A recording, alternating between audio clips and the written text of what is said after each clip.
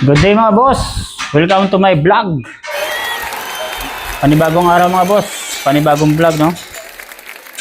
For today's video mga boss, tayo ngayon magpupulid nitong ating jumper ng ating Kalandi Mantika no? Bale mga boss, na-spot na natin tong pinaka-plate niya dito. Wow! Ayan, kung nakakita niya yan mga boss, ayan. Na-spot ko na yan mga boss. Tapos meron siyang coupling sa loob mga boss.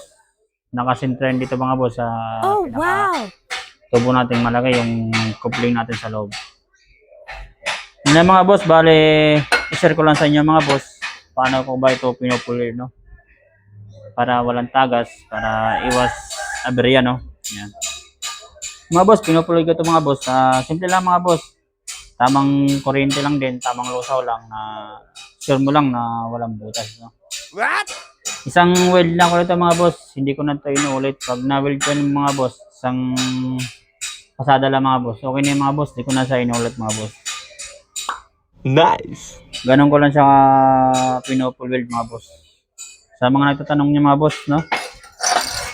Yun lang, sa mga gusto mag-order ng ating Kalandi Mantika, yan, PM lang po kayo dito sa aking page para ma-assess ko po kayo kung paano po kayo mga pag-order.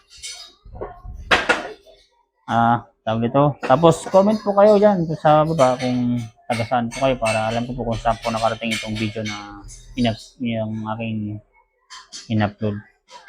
Yan po, comment po kayo dyan sa baba para alam ko po kung saan po nakarating itong video na aking in-upload. Yan na po, bali i-share ko po sa inyo. Bali ipulog ko na po ito. Yan. Suot lang po ako ng face shield no para iniiwas upti po sa ating mukha.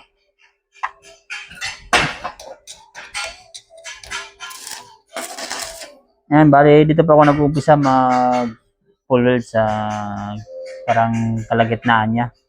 Para isang paganoon pa ako niyan. Sige po, tingnan nyo na po kung paano ko ito pinapull weld yung ating Kalandi Mantika. Para jumper po ito jumper. Yan bali parang ano lang po siya, parang spot style na wala pong butas no. Parang spot style lang po na walang butas. Ayan. Yan na po ako mag-pull ng ating chamber no.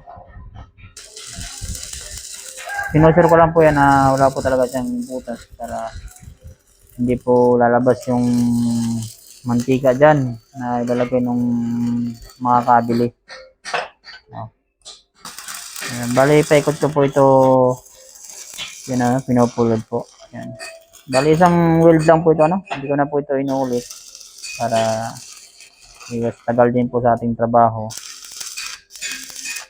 Sa mga bagong welder po dyan, sana makapulot po kayo ng diskarte no. Yan, mga idea para magamit nyo rin sa inyong pagtatrabaho. Yan, bali nagtiktik po ako dito kasi dugtungan po kasi ito, kailangan tiktikan po ito. Hindi po pwedeng diyan tiktikan para hindi po siya magkakaroon ng pinhole.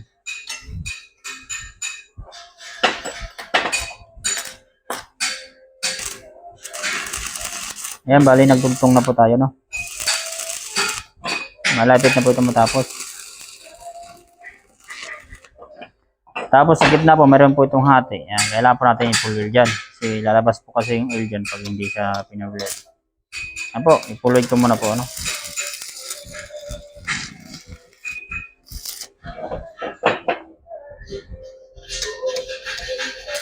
Kabilaan po siya. Ayan.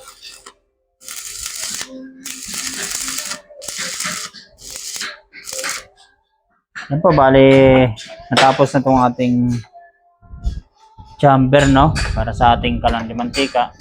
Natapos na po natin i-pull weld. Yan. Yan na po yung kanyang kalalabasan. Namaya, ikakabit po natin to sa ating rim ng ating kalan po, no? Yan lang po, sinare ko po sa inyo paano ko ba ito ginagawa, paano ko siya pinupull weld. Salamat po ng marami sa inyong panonood.